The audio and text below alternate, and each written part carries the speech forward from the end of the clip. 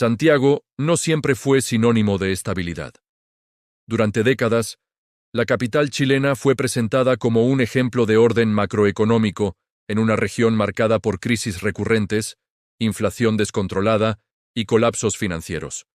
Sin embargo, detrás de esa imagen de éxito se fue gestando un error silencioso, casi invisible para la mayoría de la población, pero con consecuencias profundas y duraderas.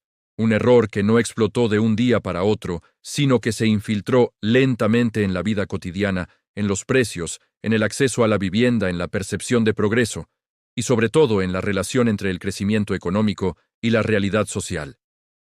Para entender cómo Santiago llegó a ese punto, es necesario retroceder varias décadas, a un momento en el que Chile tomó una decisión estructural que marcaría su rumbo económico por generaciones.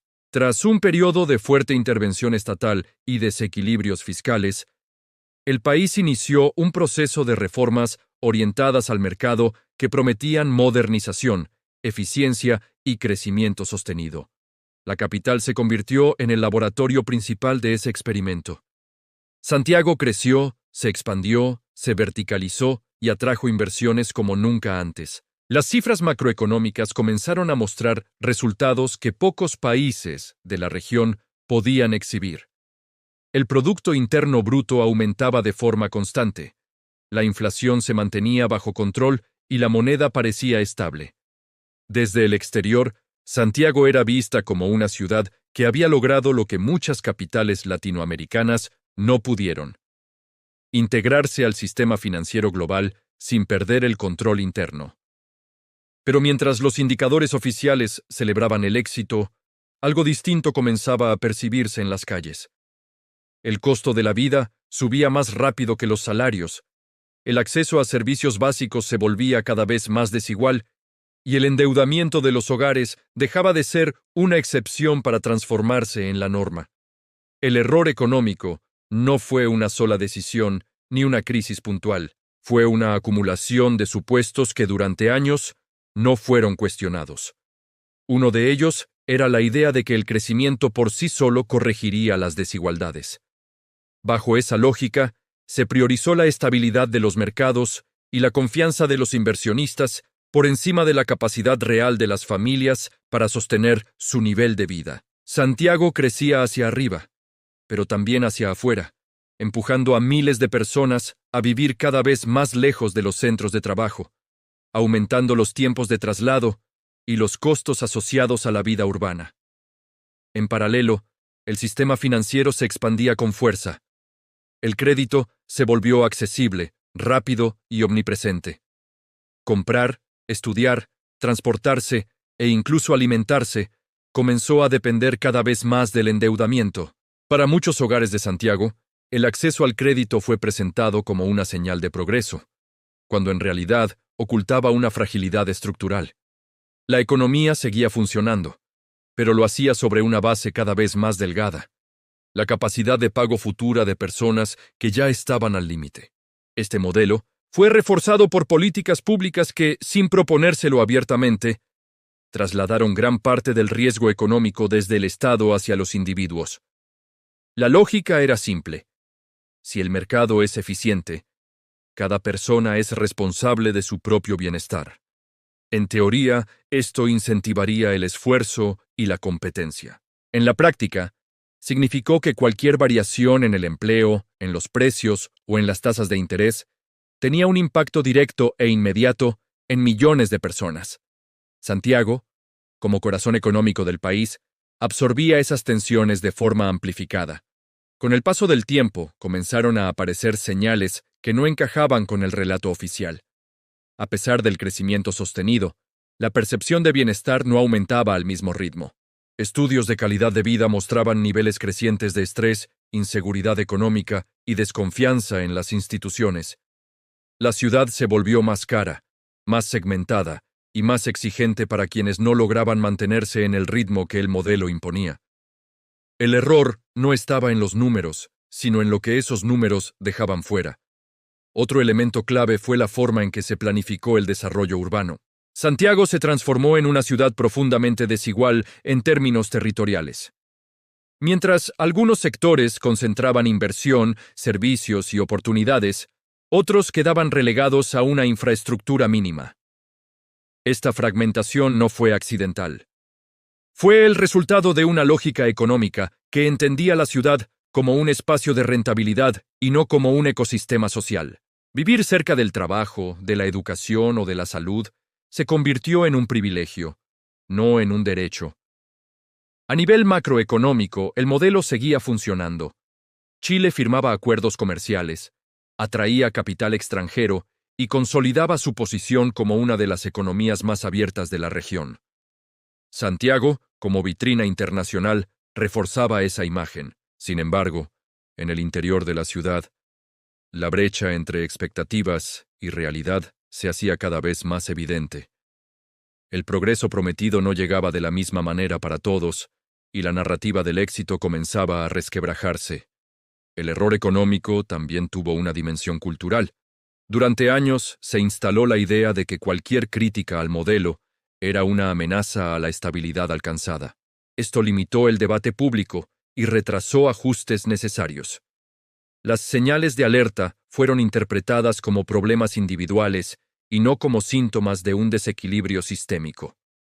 En Santiago, miles de historias personales reflejaban una misma sensación: trabajar más para llegar a lo mismo, o incluso a menos.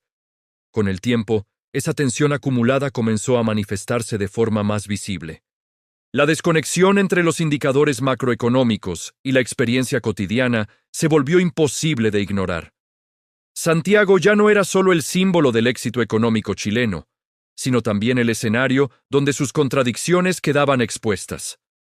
El error no había sido una mala intención, sino una confianza excesiva en que el mercado, sin correcciones profundas, podía sostener una ciudad y una sociedad complejas.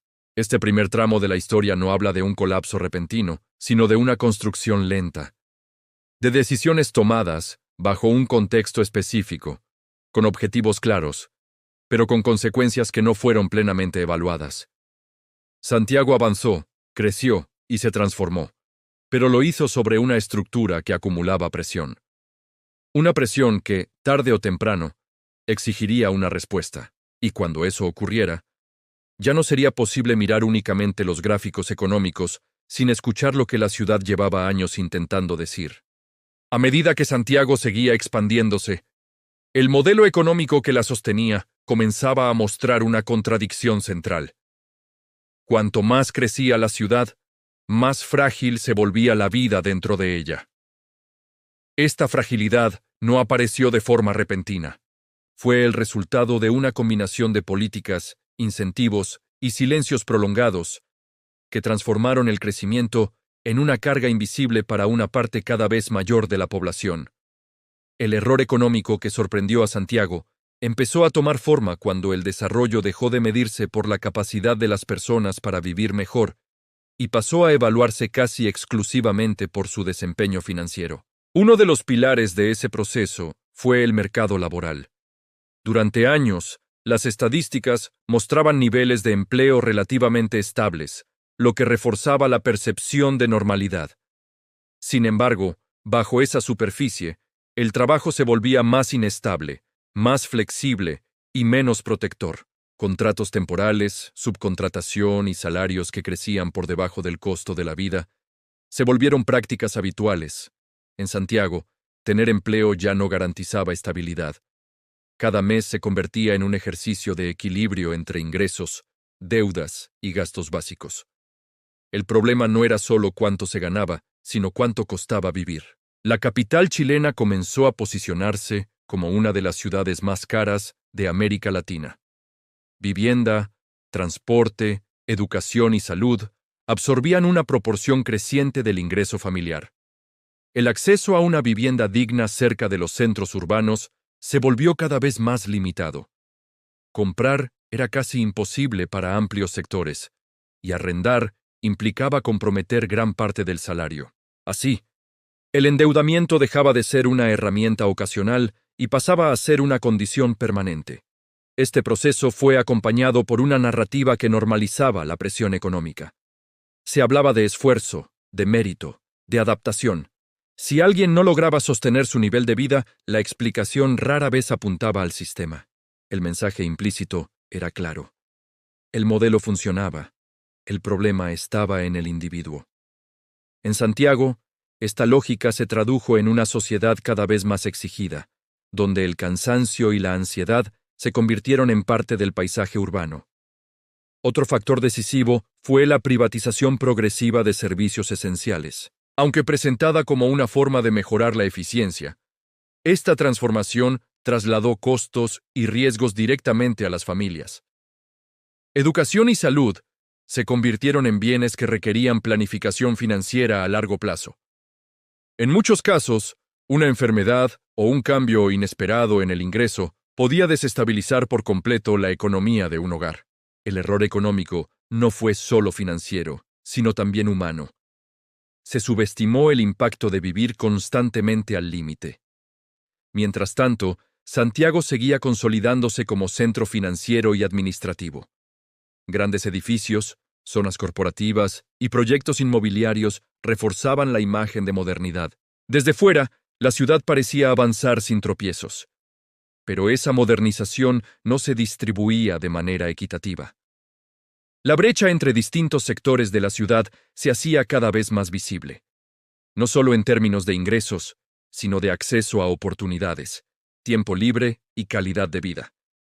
El transporte público se transformó en otro símbolo de esta tensión. Aunque se realizaron inversiones importantes, el crecimiento urbano desordenado hacía que millones de personas pasaran horas diarias desplazándose. Ese tiempo perdido no aparecía en las estadísticas económicas, pero tenía un costo real en salud mental, vida familiar y productividad. Santiago se volvía más grande, pero también más agotadora. El modelo económico parecía no considerar el límite humano del esfuerzo continuo. A nivel institucional, las señales de alerta comenzaron a acumularse. Encuestas mostraban una caída sostenida en la confianza hacia las estructuras económicas y políticas. Sin embargo, el discurso oficial seguía apelando a la estabilidad y a la comparación regional. Frente a otros países, Chile seguía destacando. Pero esa comparación ocultaba una pregunta clave. ¿Destacaba para quién? En Santiago, la distancia entre el relato macroeconómico y la experiencia cotidiana ya no podía explicarse como una percepción aislada. El error económico se profundizó cuando se asumió que los beneficios del crecimiento, eventualmente, se derramarían hacia todos los sectores. Esa promesa, repetida durante años, comenzó a perder credibilidad. Las nuevas generaciones, especialmente en la capital, enfrentaban un escenario más restrictivo que el de sus padres: mayores costos, más deuda y menos seguridad. El ascenso social, que alguna vez fue una expectativa razonable, se percibía ahora como una excepción. Este contexto generó una sensación creciente de injusticia, no necesariamente por pobreza extrema, sino por la percepción de un esfuerzo desproporcionado frente a los resultados obtenidos. Santiago se convirtió en una ciudad donde muchos cumplían con todas las reglas del sistema y aún así sentían que no avanzaban. Esa disonancia fue uno de los elementos más potentes del error económico. Un modelo que funcionaba en el papel, pero que erosionaba lentamente el contrato social. La acumulación de estas tensiones no produjo una ruptura inmediata. Por el contrario, se mantuvo durante años bajo una aparente normalidad. Pero esa normalidad era frágil. Bastaba un pequeño ajuste, una subida de precios o una desaceleración económica para que el equilibrio se rompiera. Santiago había construido su crecimiento sobre una base de tolerancia social al esfuerzo continuo, sin considerar cuánto tiempo podía sostenerse esa carga. Al finalizar este tramo de la historia, la ciudad ya estaba marcada por una contradicción profunda. Nunca había sido tan próspera en términos macroeconómicos, pero tampoco tan vulnerable en su tejido social. El error económico que sorprendió a Santiago no era un evento futuro, sino una realidad ya instalada. Solo faltaba el momento en que esa tensión acumulada dejara de ser silenciosa y comenzara a expresarse de una forma que nadie pudiera ignorar.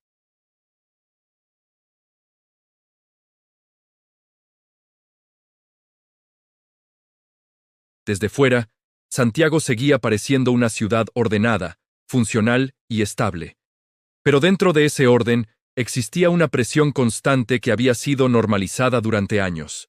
El error económico que sorprendió a Santiago se volvió visible cuando pequeños cambios en el día a día empezaron a tener un impacto desproporcionado en la vida de millones de personas. No fue una explosión inmediata, sino una reacción en cadena que dejó al descubierto lo que hasta entonces había permanecido contenido. Uno de los detonantes más reveladores fue la extrema sensibilidad del sistema al ajuste de precios.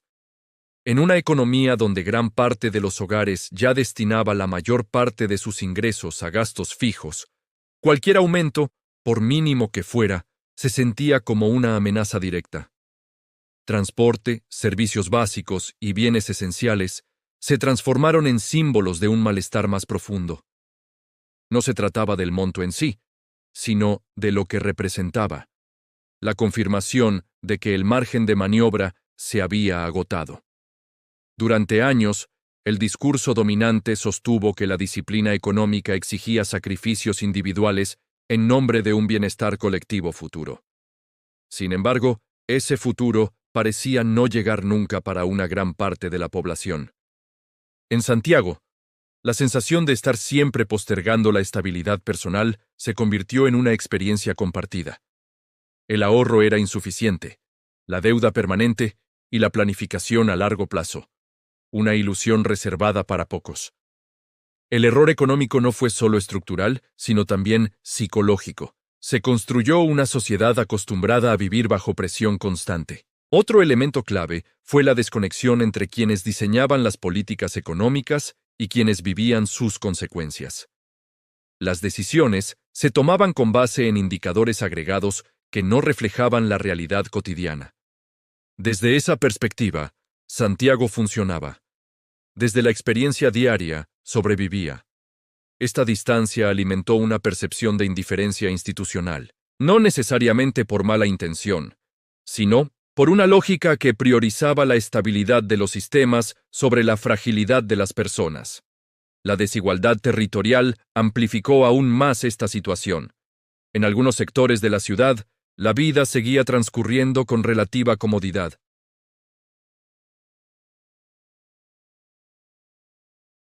Menos alimentos de calidad, menos tiempo de descanso, menos acceso a espacios seguros. Santiago se fragmentó en realidades paralelas que compartían la misma ciudad, pero no las mismas oportunidades. El error económico permitió que esa fragmentación se profundizara sin mecanismos eficaces de corrección. En este contexto, la narrativa del mérito comenzó a perder fuerza. Cada vez más personas se preguntaban por qué. A pesar de cumplir con las exigencias del sistema, los resultados no mejoraban. El trabajo duro ya no garantizaba progreso, solo resistencia. Esta percepción fue especialmente fuerte entre quienes habían crecido bajo la promesa de que el esfuerzo individual era suficiente para alcanzar estabilidad.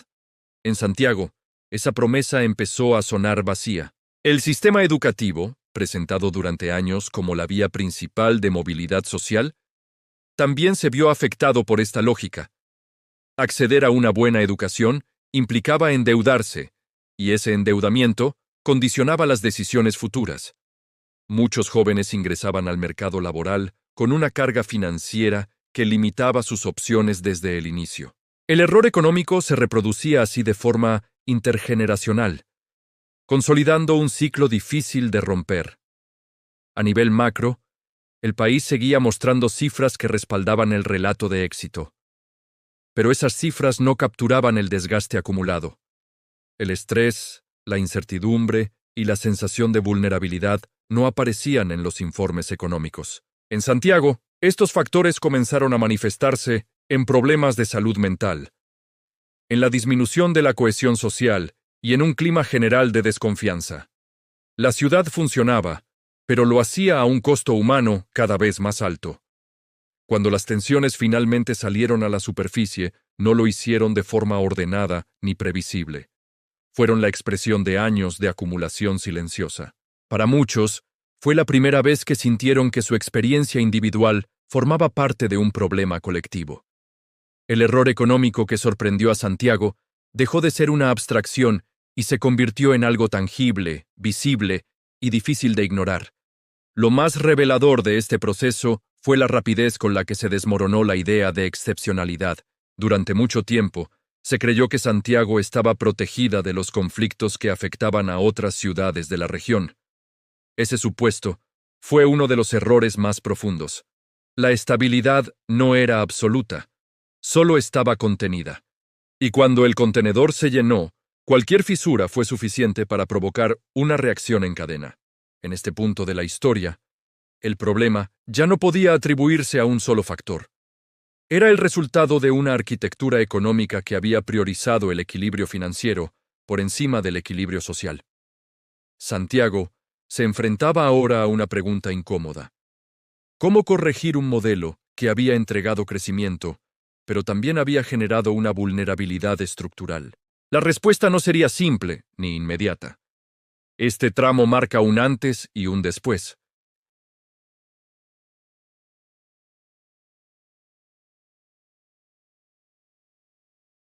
El error económico que sorprendió a Santiago dejó de ser invisible. Y una vez que una sociedad reconoce la fragilidad de su propio sistema, ya no puede volver a ignorarla sin consecuencias aún mayores. Tras el momento en que la fragilidad del sistema quedó expuesta, Santiago entró en una etapa distinta.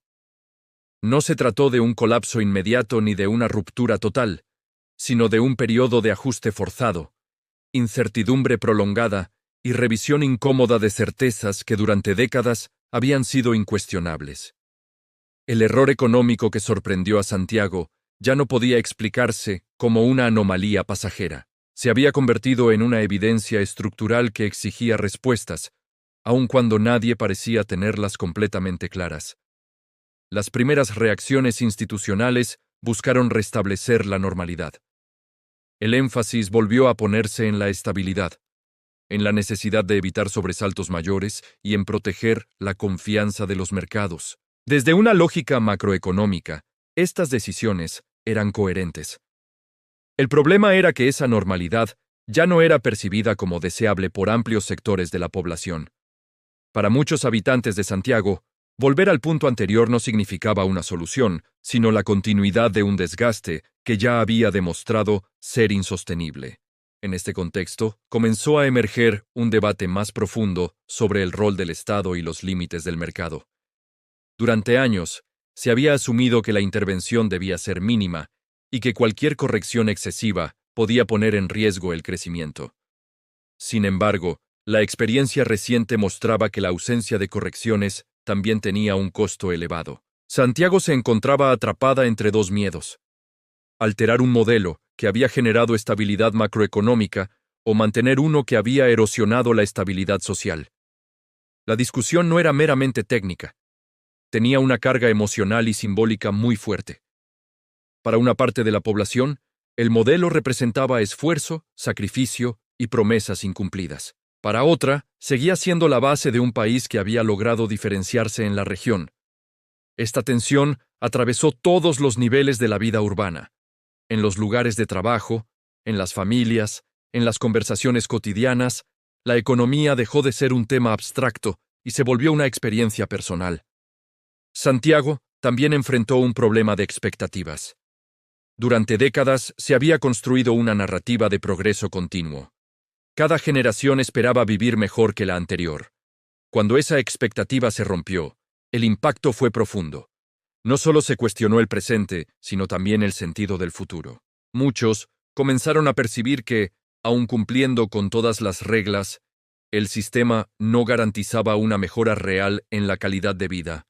El error económico no solo afectó ingresos y precios, sino también la confianza en el proyecto colectivo.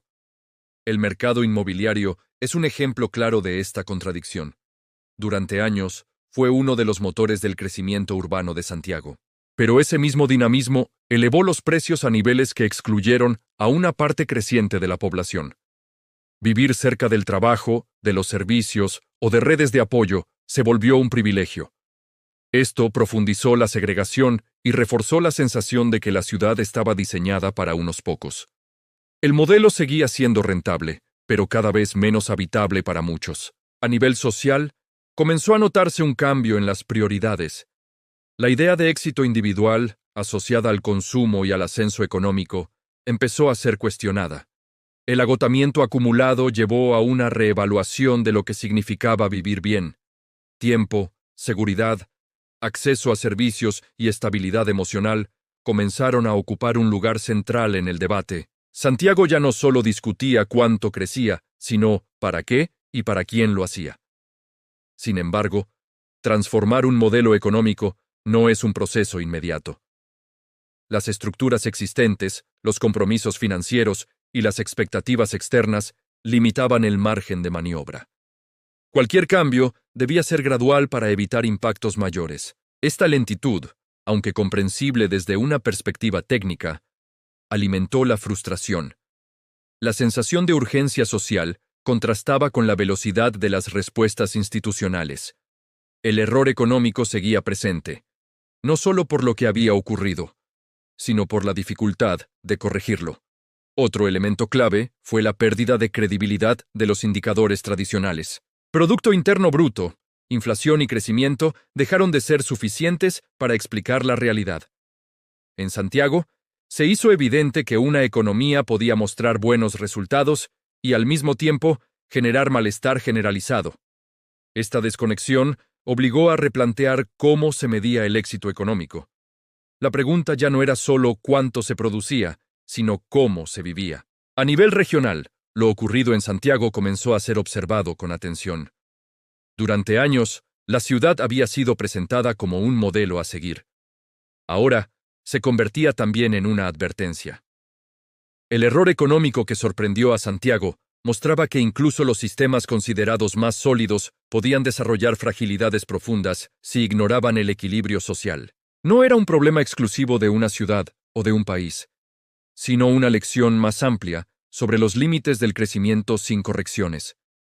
En este punto de la historia, la capital chilena se encontraba en una etapa de transición incómoda.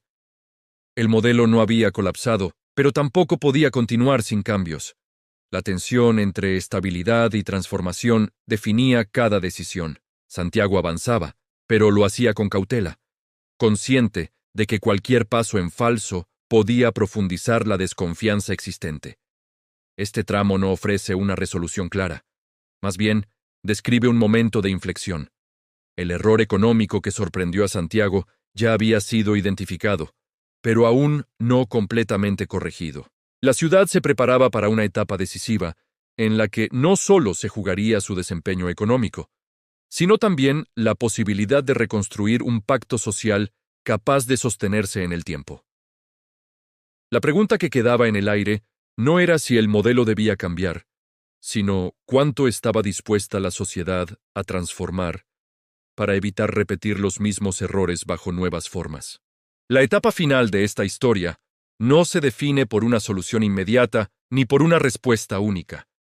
Se define por una toma de conciencia colectiva que cambió para siempre la manera en que Santiago se mira a sí misma. El error económico que sorprendió a la ciudad no terminó con un colapso absoluto ni con una corrección total, sino con algo más profundo y duradero. La pérdida definitiva de la ilusión de que el crecimiento, por sí solo, garantiza bienestar. A partir de ese momento, cualquier discusión sobre el futuro quedó inevitablemente marcada por esa experiencia. Con el paso del tiempo, se hizo evidente que el mayor costo del modelo no había sido financiero, sino social. Años de vivir bajo presión constante dejaron huellas difíciles de revertir. Familias acostumbradas a sostenerse con endeudamiento crónico, trabajadores que normalizaron la inestabilidad, jóvenes que ajustaron sus expectativas antes incluso de comenzar su vida adulta. Santiago no solo enfrentaba un desafío económico, sino una reconstrucción emocional y social que no podía resolverse con reformas técnicas aisladas. Uno de los aprendizajes más significativos fue entender que la estabilidad macroeconómica no es un fin en sí mismo, sino un medio. Durante décadas se protegió esa estabilidad como si fuera el objetivo último, aun cuando su mantenimiento implicara sacrificar calidad de vida. El error fue confundir orden con equilibrio. Santiago estaba ordenada en los números, pero desequilibrada en la experiencia cotidiana. Cuando esa diferencia se volvió evidente, ya no fue posible volver al relato anterior sin generar un rechazo inmediato. La ciudad también tuvo que enfrentarse a una verdad incómoda. Muchos de los problemas no eran resultado de decisiones recientes, sino de una acumulación de elecciones hechas a lo largo de décadas.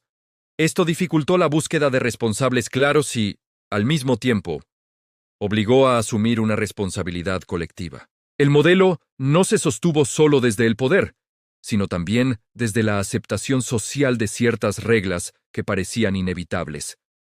Reconocer esto fue un paso doloroso, pero necesario. En los años siguientes, Santiago comenzó a experimentar cambios graduales, algunos más visibles que otros. Se amplió el debate sobre derechos sociales, se cuestionaron antiguas prioridades y se incorporaron nuevas variables en la discusión económica. Sin embargo, el proceso estuvo lejos de ser lineal. Cada avance convivía con resistencias, temores y contradicciones. El recuerdo del error económico funcionaba como una advertencia constante. Cualquier corrección mal diseñada podía reproducir los mismos desequilibrios bajo una forma distinta. La confianza, uno de los pilares más dañados, fue también el más difícil de reconstruir. No solo confianza en las instituciones, sino en la idea misma de progreso. Para muchos habitantes de Santiago, la pregunta dejó de ser ¿cómo crecer más? Y pasó a ser ¿cómo vivir mejor? Esta diferencia, aparentemente sutil, marcó un cambio profundo en la forma de pensar el desarrollo. El crecimiento dejó de ser una promesa automática y pasó a ser una herramienta que debía justificar su impacto real en la vida de las personas. Otro elemento clave fue la reevaluación del éxito. Durante mucho tiempo, el éxito urbano se midió por inversión, infraestructura y visibilidad internacional. Después del error, comenzó a discutirse el éxito en términos de tiempo disponible, salud mental, cohesión social y acceso equitativo a oportunidades. Santiago empezó a entender que una ciudad puede ser económicamente atractiva y socialmente inviable al mismo tiempo. Esa lección, aunque costosa, redefinió prioridades.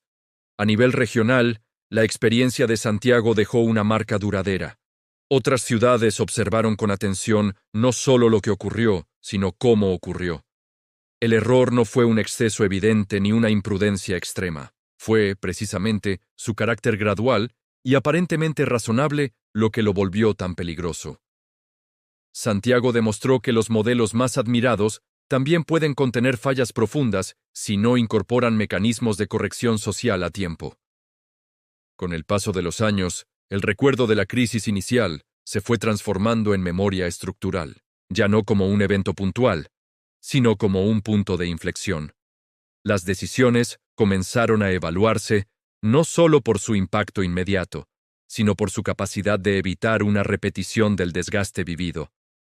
El error económico que sorprendió a Santiago se convirtió en una referencia permanente, un límite invisible que marcaba hasta dónde podía estirarse el sistema antes de volver a fracturarse. Sin embargo, la historia no ofrece un cierre definitivo. Santiago sigue siendo una ciudad en tensión, como muchas capitales latinoamericanas. El equilibrio entre crecimiento y bienestar sigue siendo frágil. Lo que cambió fue la conciencia de esa fragilidad. La idea de que el progreso es automático y eterno quedó atrás. En su lugar, surgió una comprensión más compleja, menos optimista, pero más realista. Al final, el mayor legado de este error no fue el daño económico ni la crisis social, sino la pérdida de inocencia. Santiago aprendió que los modelos no son neutrales, que las cifras no cuentan toda la historia y que el costo de ignorar las señales tempranas puede ser acumulativo y profundo. La ciudad que alguna vez fue presentada como un ejemplo incuestionable, entendió que ningún sistema está terminado, y que la estabilidad real no se mide solo en gráficos, sino en la capacidad de una sociedad para sostenerse sin quebrarse. La pregunta que queda abierta no es ¿qué salió mal?, porque eso ya fue identificado. La verdadera incógnita es qué se hará con esa lección. Santiago avanza sabiendo que el error que la sorprendió no fue una excepción histórica, sino una advertencia permanente.